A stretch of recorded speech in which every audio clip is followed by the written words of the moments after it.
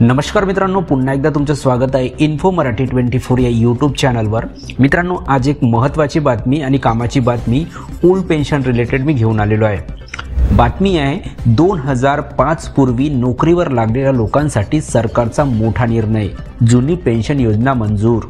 मित्रांनो, काय आहे या बातमीमध्ये नक्की बघूया, पण त्याआधी जर तुम्ही आमच्या चॅनलवर नवीन असाल तर चॅनलला सबस्क्राइब करा आणि बाजूला दिलेल्या बेल आयकॉनला नक्की क्लिक करा।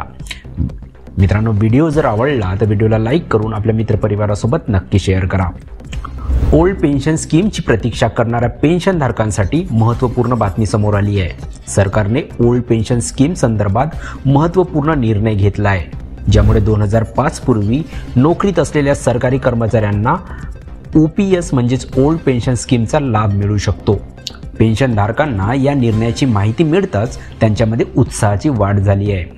कोणत्या कर्मचाऱ्यांना मिळणार OPSचा लाभ?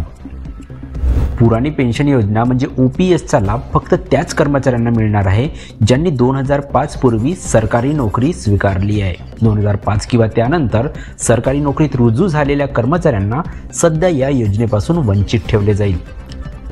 गुजरात सरकारने हा निर्णय घेतला आहे आणि राज्यातील सरकारी कर्मचाऱ्यांना OPSचा लाभ देण्याचा प्रस्ताव मंजूर केला आहे। गुजरात सरकारचा मोठा निर्णय। गुजरात सरकारने वित्त विभागांच्या माध्यमातून ओल्ड पेन्शन योजना अधिकृतपणे लागू करण्याची घोषणा केली आहे। या निर्णयामुळे राज्यातील 60,000हून अधिक सरकारी कर्मचाऱ्यांना ओल्ड पेन्शन योजनेचा लाभ मिळेल। वित्त विभागाकडून या संदर्भात अधिकृत नोटीस जारी करण्यात आली आहे, ज्यात स्पष्ट करण्यात आले आहे की 1 एप्रिल 2025 पूर्वी नोकरीत असलेल्या कर्मचाऱ्यांना हा लाभ मिळणार नाही।